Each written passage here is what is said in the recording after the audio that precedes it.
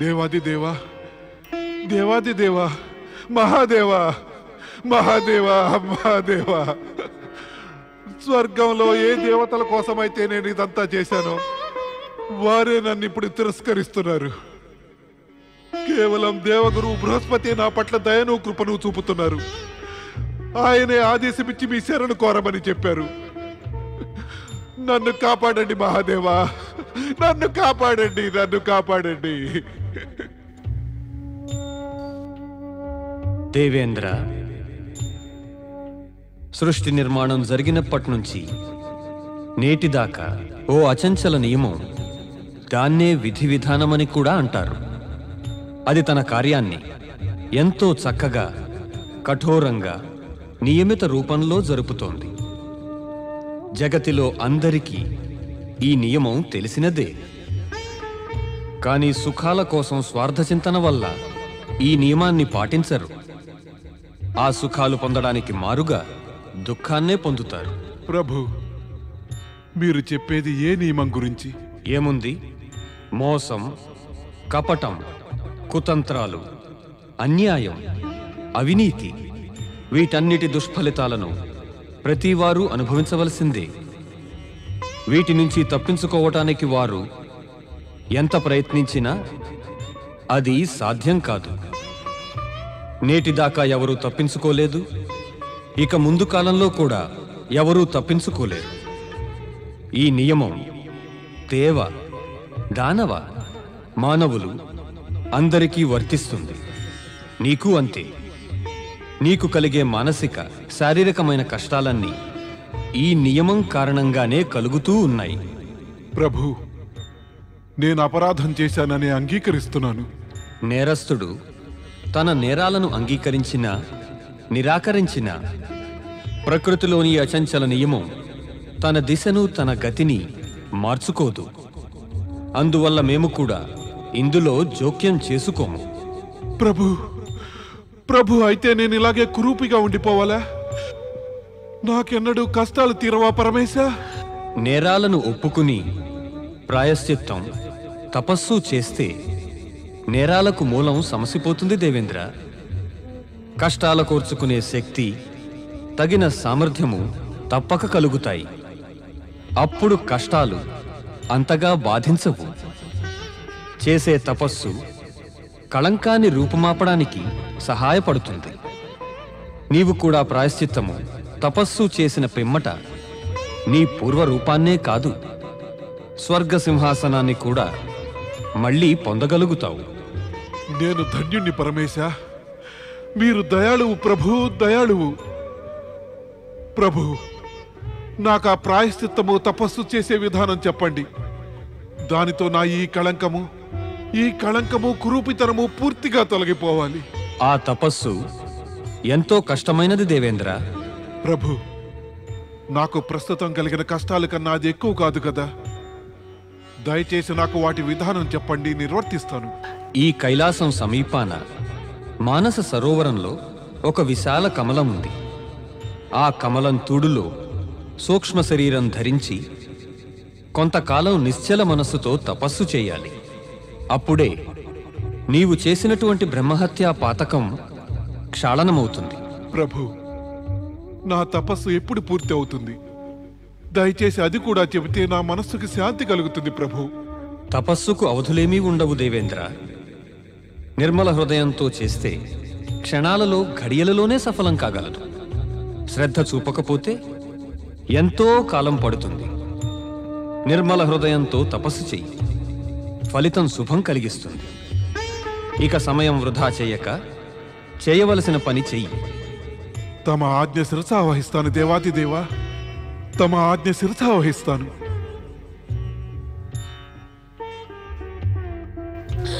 దేవగురు,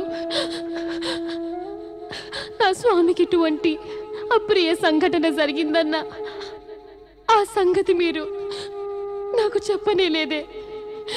దయచేసి చెప్పండి దేవగురు. ప్రస్తుతం ఆయన ఎక్కడున్నారు? ఆయన పరమేశ్వరుని శరణు కోరి వెళ్ళారు దేవీశిచి. ఆయన స్వర్గానికి తిరిగి రావడం బ్రహ్మహత్యా కళంకం పూర్తిగా తొలగిపోయిన తర్వాతనే నాకు ఈ ఆపద సమయంలో ఆయన వద్ద ఉండాలనుంది దేవగురు. మీరు మీ దివ్య దృష్టితో చూసి చెప్పండి, ఆయన ఇప్పుడు ఎక్కడున్నారు? నేను ఇంకొక్క నిమిషం కూడా ఆయనకు దూరమై ఉండలేను. త్వరగా చెప్పండి దేవగురు, త్వరగా చెప్పండి.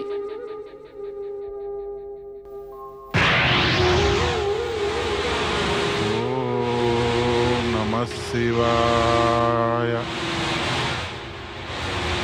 చెప్పండి దేవగురు, ఎక్కడున్నారు నా స్వామి? ఆయన ఉనికి చెప్పడం అన్నది శివేచ్ఛకు విరుద్ధమే అవుతుంది దేవిశచి. నీవు శక్తిమాతను ఆరాధిస్తూ ఉండి నీ భర్తకై నిరీక్షించు. ఆ తల్లి నీ మనస్సుకు శాంతిని ప్రసాదించగలదు.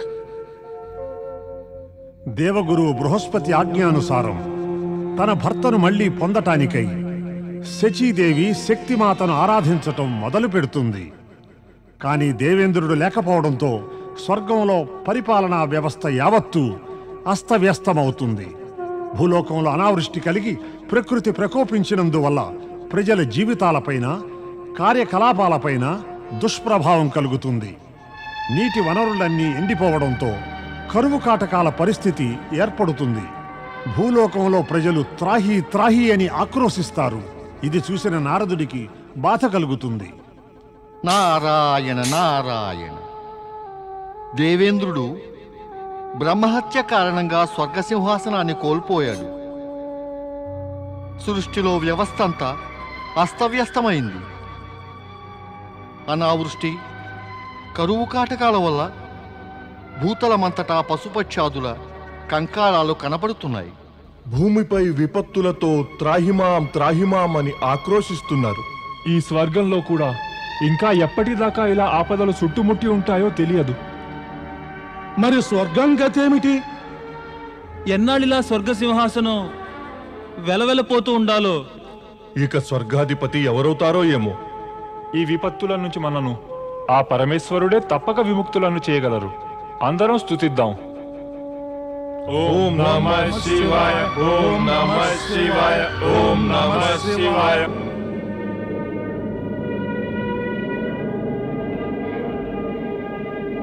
ఓం నమో భగవతే రుద్రాయ. మహాదేవా మేలుకోండి, శివశంకర మేలుకోండి. ఒక్క మారు ప్రపంచాన్ని అవలోకించండి మహేశ, ప్రపంచాన్ని అవలోకించండి. ఓం నమః శివాయ. ఓ పరమేశ, కరువు అనావృష్టి వల్ల భూలోకంలో బాధగా ఉంది. వారిపై దయచూపండి శివశంకర. సప్తర్షులారా, మీకు అందరికీ ఒక సంగతి బాగా తెలుసు కదా. స్వర్గలోకంలో ఇంద్రుని సింహాసనం రిక్తమైనందువల్ల ఆ వ్యవస్థ అంతా తలక్రిందులైంది. దేవతలు ఎవరి ఆదేశాన్ని పాటించాలి? వరుణుడు ఎవరి ఆదేశంతో వర్షించాలి? వాయుదేవుడు ఎవరి ఆదేశంతో వీచాలి? మేము తమకు అదే విన్నవించి వచ్చాము ప్రభు. తమరు ఇంద్రునికి విముక్తి కలిగించి అతని స్వర్గానికి పంపించండి. లేకుంటే దేవేంద్రుడు ప్రాయశ్చిత్తము తపస్సు పూర్తి చేయకపోతే దోష విముక్తుడు కాలేడు సుమా. అందువల్ల మీరంతా స్వర్గ సింహాసనం మీద ఎవరైనా ఒక ధర్మాత్ముడు, పుణ్యాత్ముడు అయినటువంటి మనిషిని కూర్చోబెట్టండి. అతడు సదేహుడై స్వర్గానికి వెళ్ళగలిగిన వ్యక్తి అవ్వాలి.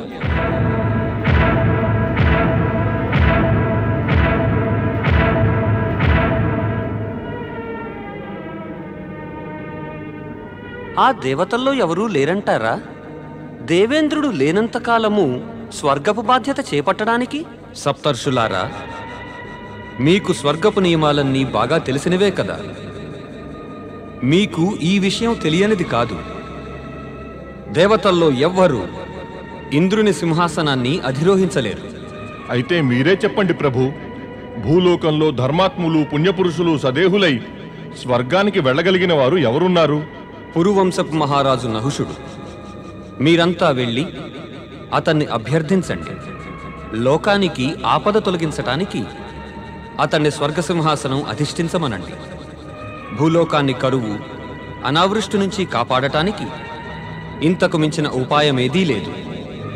తమ ఆజ్ఞను పాటిస్తాం ప్రభు.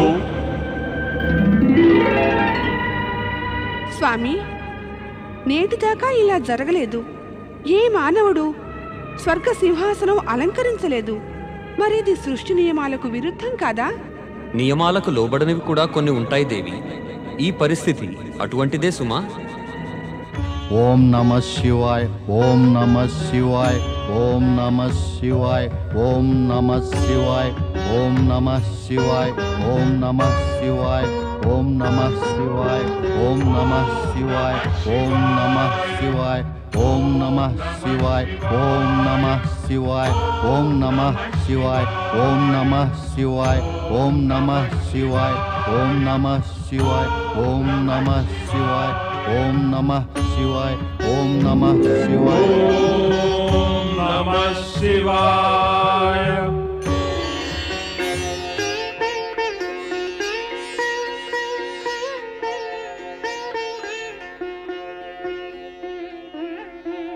ధన్యులే మీరు మహారాజా నహుషా. మీ శివభక్తి అసమానమైనది. ఆ శివభక్తి పుణ్య ప్రభావం వల్లనే సదేహులై స్వర్గం వెళ్లే అర్హతని పొందారు.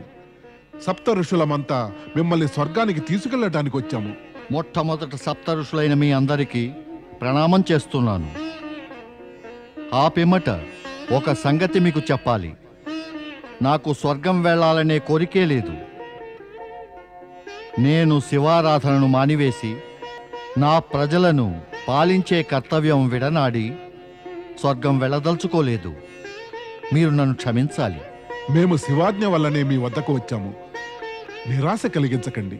రాజా, భూలోకం అంతటా కరువు జలాభావం వల్ల బాధగా ఉన్న మీ రాజ్యంలో మాత్రం శివకృప వలన సుఖ సమృద్ధులు నివసిస్తున్నాయి. మీరు మీ ప్రజలను గురించి చింతించవలసిన అవసరమేమీ లేదు. పూజ్య సప్తఋషులారా, నేను శివ పూజను మానుకుని స్వర్గ సింహాసనం కోరడమనేది నా అభిప్రాయం కాదు. ఆ స్వర్గ సింహాసనం నన్ను మోహ అధర్మాల వైపు మళ్లిస్తుంది. మరో సంగతి మీరు మరువరాదు. భూలోకవాసుల కష్టాలను తీర్చడం అనేది కూడా మీ కర్తవ్యమే. ఆ భూలోకవాసుల కష్టాలు అన్నీ తీరిపోవాలంటే మాత్రం అక్కడ స్వర్గానికి పాలకుడుండాలి. ఆ సింహాసనాన్ని తమ వంటి శివభక్తులు పుణ్యాత్ములు కాకుండా ఇతరులెవరూ కూడా అధిరోహించలేరు. భూలోకవాసులకు శుభం కలగాలంటే మీరు స్వర్గానికి వచ్చి సింహాసనారూఢులవటం అవసరం. మరి మీ వంటి శివభక్తులు శివాజ్ఞను ధిక్కరించవచ్చునా? శివాజ్ఞను నేను పాటించక తప్పదు మరి.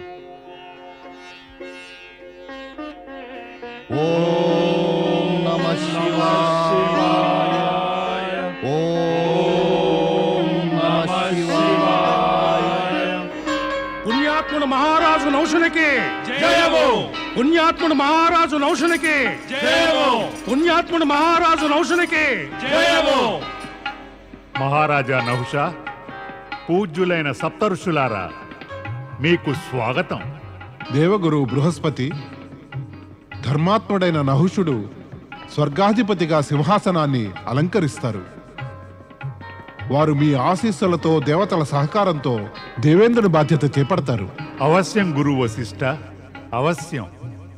మహారాజా నహుషా, స్వర్గసింహాసనం అధిష్ఠించండి.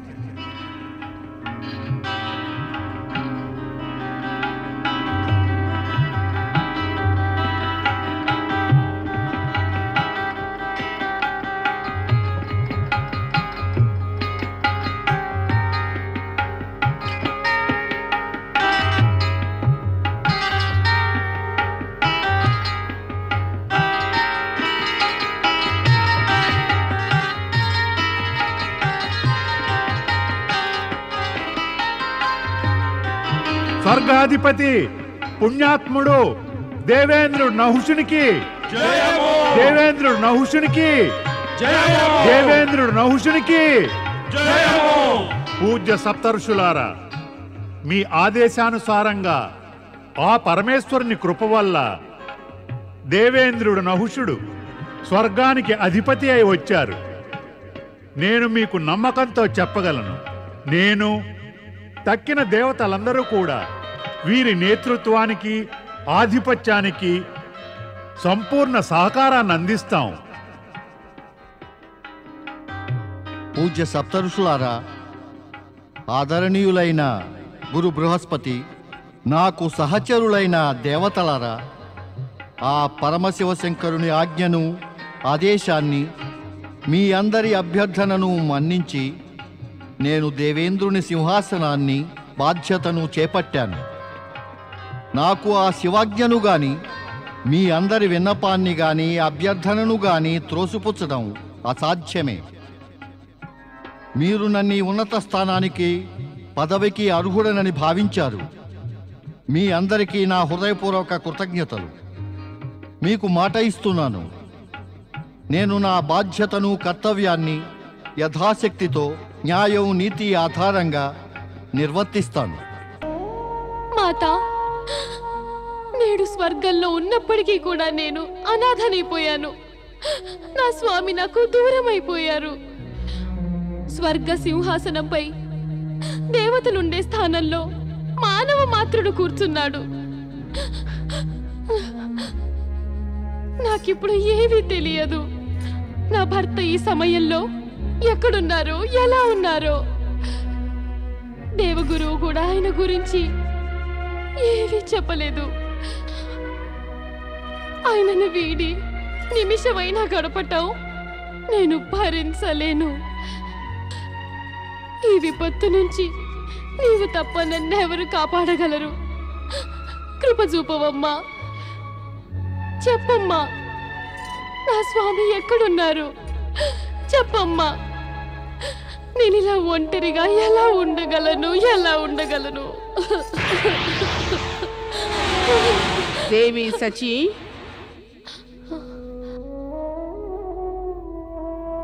నీ భర్త దేవేంద్రుడు పరమేశ్వరుని ఆదేశానుసారంగా ప్రస్తుతం మానసరోవర జలాల్లో తామరతూడులో తన పాపాలకు ప్రాయశ్చిత్తం చేసుకుంటున్నారు. ఆయన ప్రాయశ్చిత్తం పూర్తయ్యేంత వరకు ఆయన ఆ తామరతూడు నుంచి బయటకు రారు. అందుచేత నీవు ధైర్యం వహించి ఆయన తిరిగి వచ్చేదాకా వేచి ఉండు.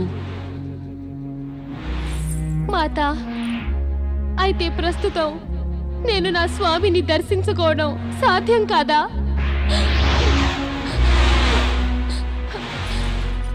అన్య పురుషుడెవరో స్వర్గ సింహాసనం అధిష్ఠించి ఉండగా నాకొక్క క్షణకాలం కూడా స్వర్గంలో ఉండటం ఇష్టం లేదు.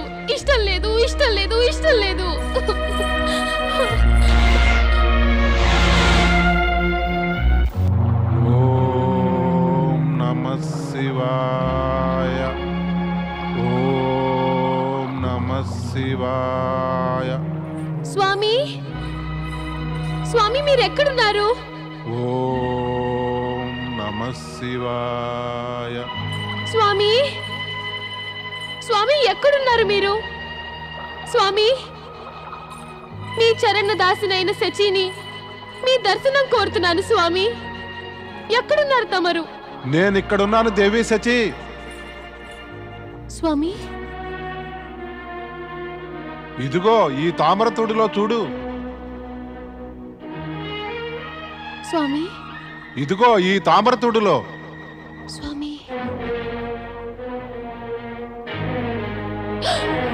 స్వామి, మీకు గతి ఎలా పట్టింది?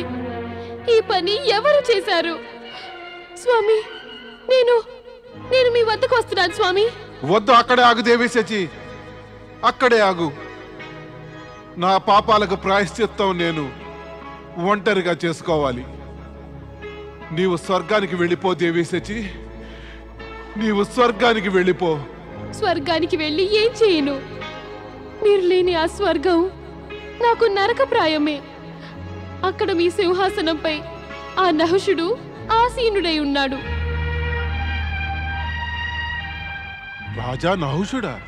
ఇక నేను స్వర్గంలో ఇంద్రాణి పదవిని పొందలేను. నేను అక్కడికి తిరిగి వెళ్ళను, తిరిగి వెళ్ళను, తిరిగి వెళ్ళను.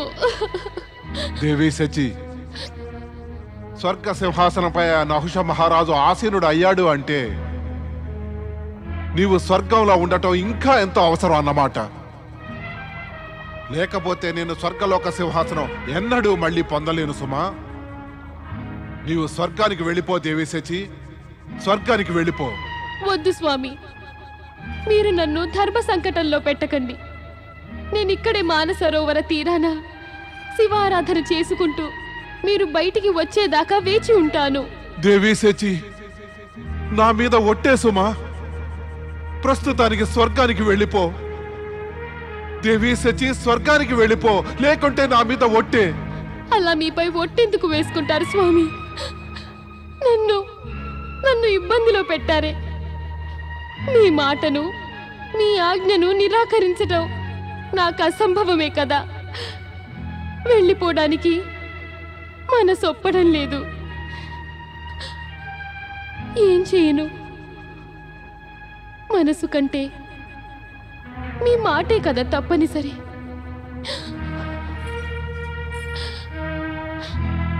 వెళ్తాను స్వామి, వెళ్తాను.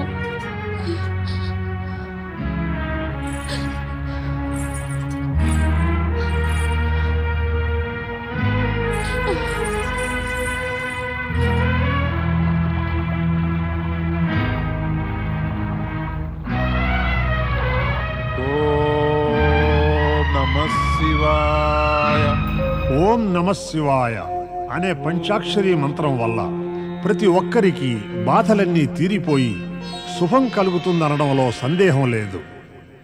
మంగళదాయకమైన ఈ మంత్రాన్ని ఉచ్చరిస్తే కోరిన ఫలము, కోరుకున్న వరాలు ప్రాప్తిస్తాయి. మహర్షి దధీచి భార్య అయిన సువర్చలకు మహేశ్వరుడు శివుని ఆశీర్వాదం వల్ల రుద్రావతారుడైన పుత్రునికి తల్లి అయ్యేటటువంటి అదృష్టం కలుగుతుంది. కొంతకాలానికి ఆమె పుత్రుడైన పిప్పలాదుడు పెద్దవాడవుతాడు. అతడి తల్లి సువర్చల ఎప్పటిలాగే ఓం నమ శివాయ అనే మంత్రాన్ని జపిస్తూ ఉంటుంది.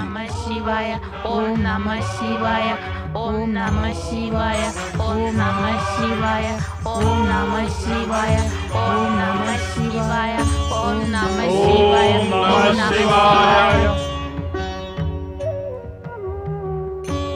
నేను శివుని ఆజ్ఞను పాటించి నిన్ను కన్నాను నాయనా పిప్పలేదా. ఇక నుంచి నందికేశ్వరుడు, ప్రథమ గణాలు నిన్ను పెంచి పెద్ద చేస్తారు. వెళ్ళు నాయనా.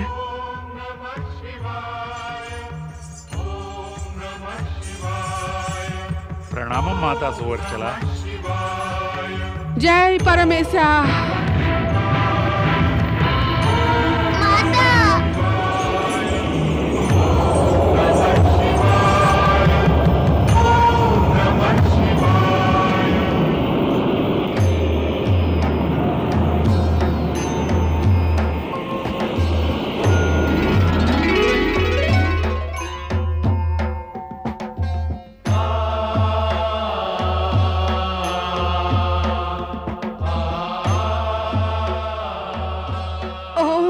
శివాయ.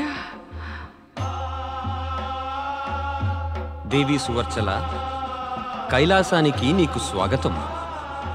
అస్థిదానకర్త నీ భర్త దధీచి నీకై నిరీక్షిస్తున్నారు.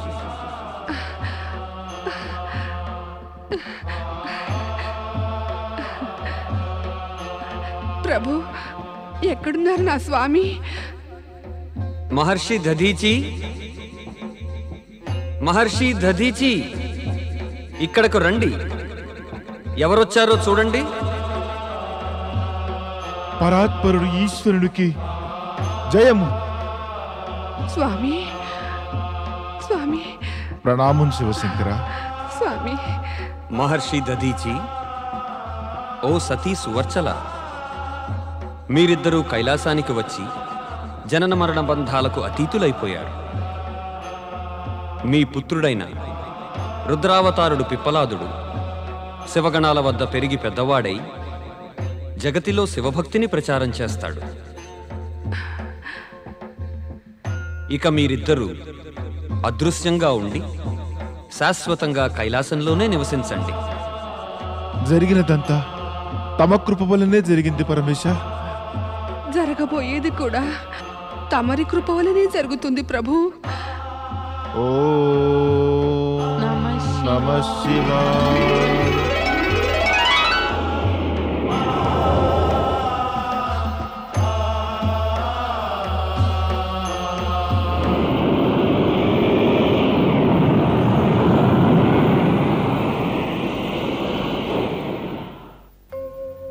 అసుతోషుడైన శివశంకరుని కృప వల్ల దధీచి సువర్చలు శాశ్వతంగా అదృశ్య రూపులైన వారై కైలాసంలో నివసిస్తూ ఉంటారు.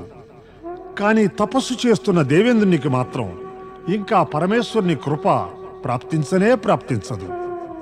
ఈ విషయం ఒక్క శచీదేవికే కాక సరస్వతీదేవి విచారానికి కూడా కారణమవుతుంది. ఈ చింతకు నివారణోపాయానికై సరస్వతీదేవి కైలాసానికి వస్తుంది.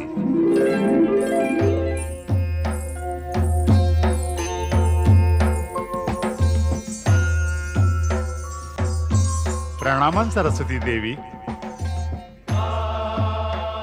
ఎవరిని వెతుకుతున్నారు సరస్వతీదేవి? నందీశ్వర, నేను నీ గురించి ఎందరో పొగడగా విన్నాను. నీవెంతో తెలివైన వాడివని, అందువలనే పరమేశుని అనుచరుడువని. కానీ నీవడిగిన ఈ ప్రశ్న మాత్రం తెలివైనదిగా అనిపించటం లేదు. ఏమైనా పొరపాటుగా అన్నానా? నీవే ఆలోచించు. నేనిలా కైలాసం వచ్చి ఎవరిని వెతుకుతాను? దేవి సరస్వతి ఇలా శచీదేవి గురించిన చింత వల్ల కైలాసం దాకా రావాల్సి వచ్చిందన్నమాట. మరేమీ ఉపాయం తోచలేదు పరమేశ. మీరు విద్యాదేవత కదా, మీకొక సంగతి తెలిసే ఉండాలే. శచీదేవి, దేవేంద్రుడు మహాశక్తికి పూజార్చనలు చేశారు. మీకు ఇది తెలియనిది కాదు గదా. చేసిన పూజ ఎప్పటికీ వ్యర్థం కాదు. దేవి సరస్వతి,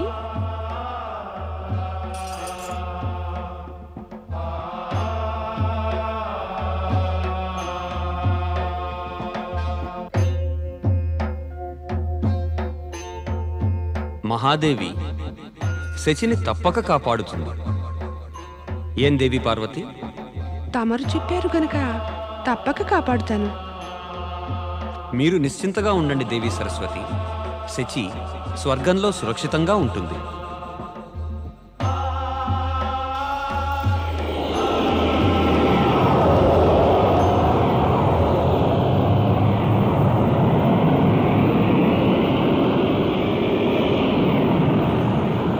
పరమభక్త నహుష, నీవు వెంటనే కైలాసానికి రా. మేము నీకేదో చెప్పదలుచుకున్నాము.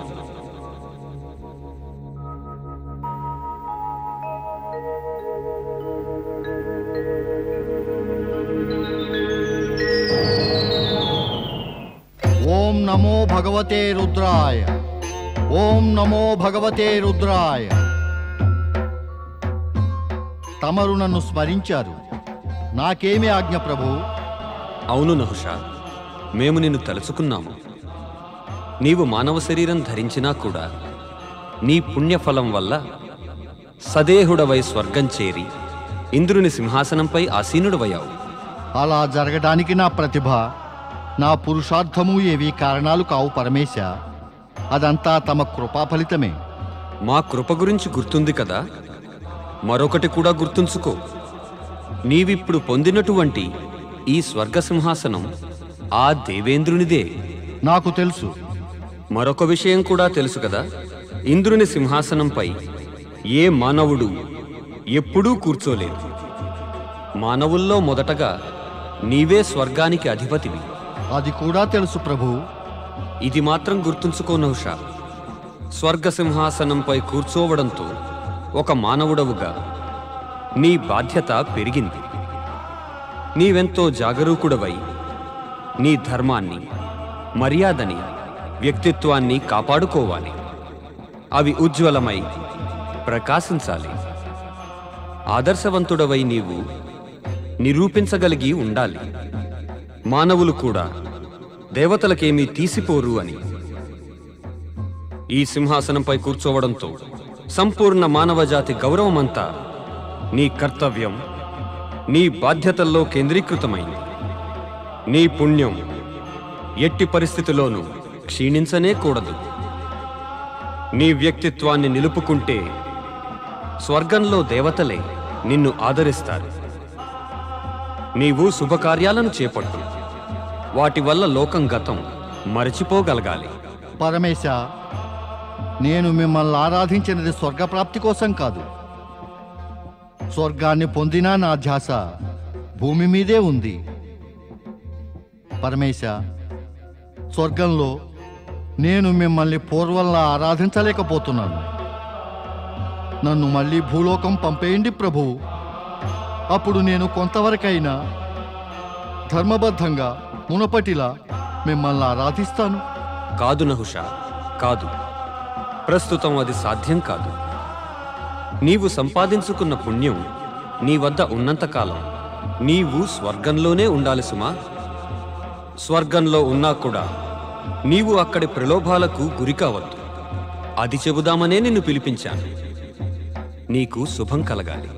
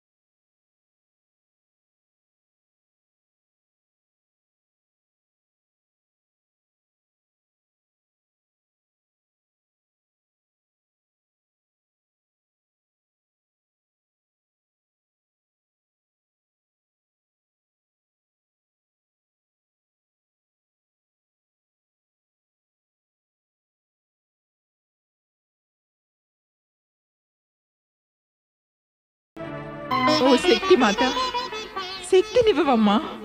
నాకు శక్తినివ్వు. దానితో నేను ఈ కష్టాన్ని ఎదుర్కోగలను. భర్త ఆదేశం వల్ల నేను స్వర్గానికి మళ్ళీ తిరిగి రాక తప్పనే లేదు. కానీ కానీ ఓ జగదీశ్వరి, భువనేశ్వరి, మాతేశ్వరి, నీకు శతకోటి ప్రణామాలు. దేవిశేచి, మీరేం భయపడకండి. చింతించవలసిన అవసరం లేదు. శక్తిమాత కృప మీకు ఎల్లప్పుడూ లభిస్తూనే ఉంటుంది. నహుషుని వాంఛాపూరిత దృష్టి వల్ల మీరు భయపడ్డారని నేను ఎరుగుదును. మీకు నమ్మకంగా చెప్పగలను, నహుష మహారాజు మిమ్మల్ని బలాత్కరించడు. అయినా మీకు కలిగిన ప్రతి కష్టాన్ని మీరు ఎంతో చాతుర్యంతో, కుయుక్తితో ఎదుర్కోవాలి. నాకు నమ్మకం ఉంది. ఆ నహుషుని వాంఛల దుష్ఫలితాన్ని మీరు ఎదుర్కోగలుగుతారు. మీకు శుభం కలగాలి.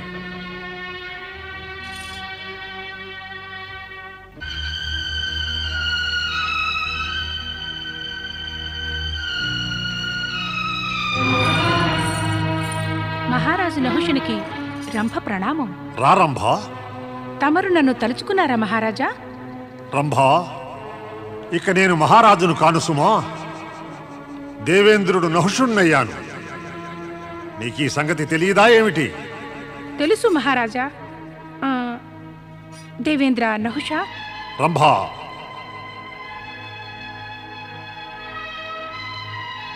నేను నిన్నొక విశేష కార్యానికై పిలిపించాను. ఆ విశేష కార్యం ఏమిటంటే, నీవు నా వ్యక్తిగత సందేశాన్ని ఇంద్రాణి శచీదేవికి అందజేయి. తప్పక అందిస్తాను దేవేంద్ర. చెప్పండి, ఏమిటి తమ సందేశం?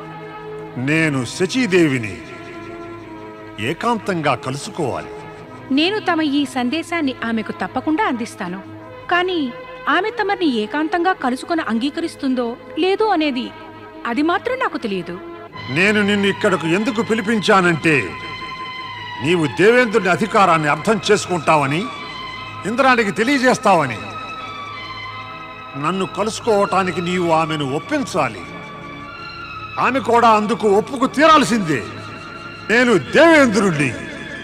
ఇది నా అధికారానికి ప్రతిష్టకు సంబంధించినది. నేను మీ ఆజ్ఞ నిర్వర్తిస్తాను దేవేంద్ర.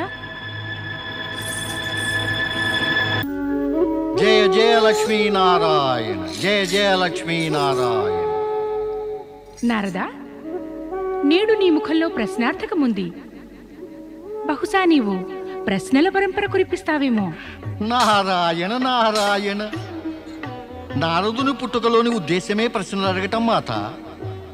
మనకన్నా పెద్దవారిని ప్రశ్నలు అడగటం, చిన్నవారికి సమాధానాలు ఇవ్వటం నారదుని జీవితపు ముఖ్యోద్దేశం కదా మాత. ప్రశ్నలు అడగకుండా నేను ఉండలేను కదా. నారదా, ప్రశ్నలు అడిగే ముందే నన్ను ప్రశంసించేశావు. నీవు చతురుడవేలే. ఇక చెప్పు, ఏం ప్రశ్న అడగదలిచావు? దేవేంద్రుడైన ఆ నహుషుని విషయం తెలుసుకోదలసలేదు కదా? నారాయణ నారాయణ. తమరు అంతర్యామియే కదా, ఇంతకన్నా ఏం చెప్పను. ఆ పరమేశ్వరుని వద్ద ఈ విషయం గురించి తెలుసుకున్నాక కూడా నీకు సంతోషం కలగలేదా? నిత్య నూతన సందేహాలు మనోమందిరంలో తలెత్తుతూ ఉంటాయి ప్రభు. నహుషుని గురించి కాదు, పతివ్రత శచీదేవి గురించే విచారం. ఆమె నహుషుని మదిలో చెలరేగే కోరికలను శమింపజేయగలదా? నీకు చింత అనవసరం నారదా. స్త్రీ పతివ్రతయై దృఢమైన మనసుతో పరపురుషుని యొక్క నీడనైనా కూడా తన ఛాయలకు రానివ్వదలచకుంటే అటువంటి నిర్ణయాన్ని బ్రహ్మరుద్రాదులు మార్చలేరు. ఆ పైన శక్తిమాత కృప, ఆమె పాతివ్రత్య బలము శచిని కాపాడుతాయి. ఇక చింత ఎందుకు నారదా? కానీ పరమేశ, నహుషుని మనసులో మాలిన్యం గూడు కట్టుకుందే. నాకు తెలుసును. మరొక విషయం మరువవద్దు. వాంఛలకు లోనైపోయి ఆ నహుషుడు అవినీతిగా అనుచితంగా ప్రవర్తిస్తే అతడికి పతనం తప్పదు సుమా. ఇది కాక ఇంకేం అడగదలిచావు నారదా? ఏమీ లేదు ప్రభు, ఏమీ లేదు. నాకు సమాధానం లభించింది. ఇక నాకు సెలవిప్పించండి. నారాయణ నారాయణ. స్వామి, నహుషుడు శచీదేవిని వివాహం చేసుకోవాలనుకుంటున్నాడా? ఎవరు ఏమనుకుంటేనేం, దానివల్ల ఏం జరుగుతుంది లక్ష్మీదేవి? అలా జరగాలంటే వాంఛలకు కోరికలకు ఆధారం నైతికమై, న్యాయమై, సముచితమవ్వాలి.